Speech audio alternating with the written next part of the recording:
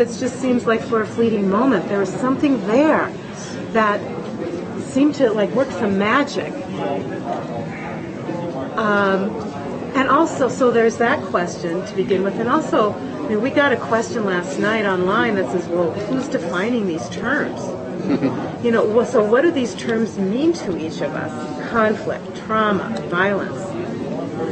You know, so that's the kind of exploration we were hoping to have here. So I kind of laid two questions out there rather than one. So where would you like to start? And we thought we'd even obviously co-create this together.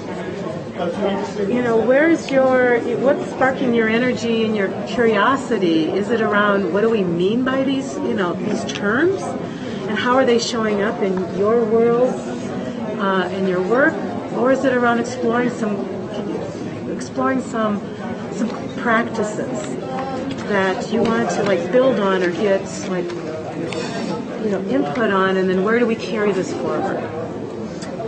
Yes. I think that's a fascinating question about how do we define trauma. Mm-hmm. So I've applied to into the PhD program. I haven't been accepted yet, but I've started to do some reading on what I think might be my dissertation, and of course it's around my field of study, which is developmental complex trauma with kids and youth. Could you speak up a little bit? Thank you.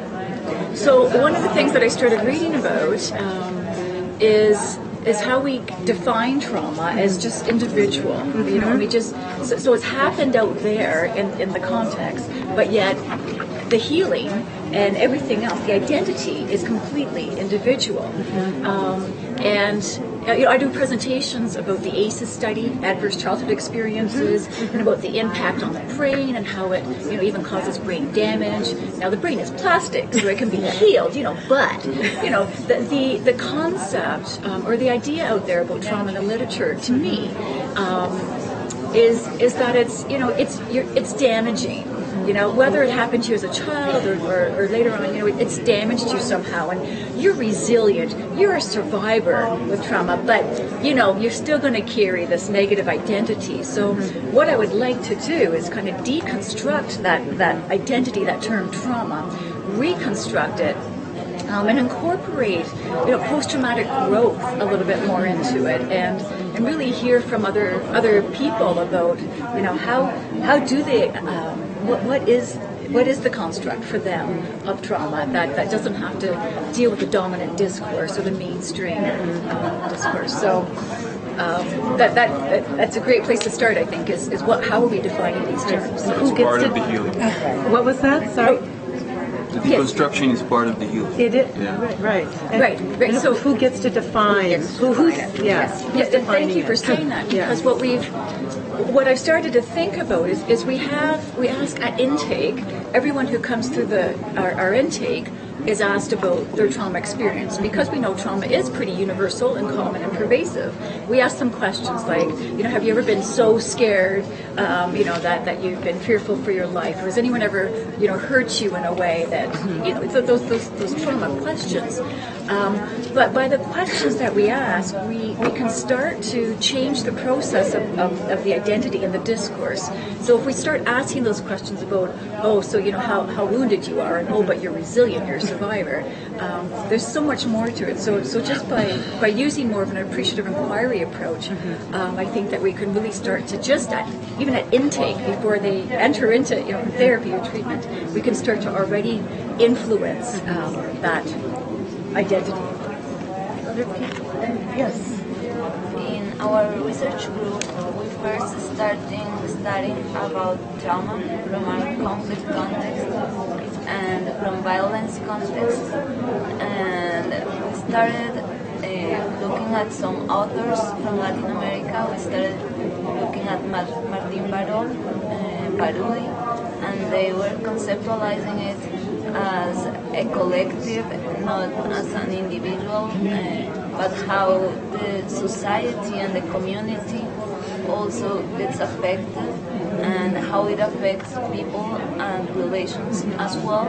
But then we also found that trauma, this word, had this background based in deficiency. So yeah, inefficiency. So we started to look for other words that could help us because it had already that background. And we started thinking first on identity, how identity gets constructed in those environments. And then we went through subjectivity, and we thought that subjectivity was also social because we are subjected to other people. So how is social constructed, how we also construct others in that subjectivity process. We see it as a process. We started calling it social subjectivity, and then we said in our context we cannot just think about social subjectivity, which is constructed collectively and which affect others, but we really need to focus on transformation. So we constructed another word, we thought of another category, which was political subjectivity, which means for us that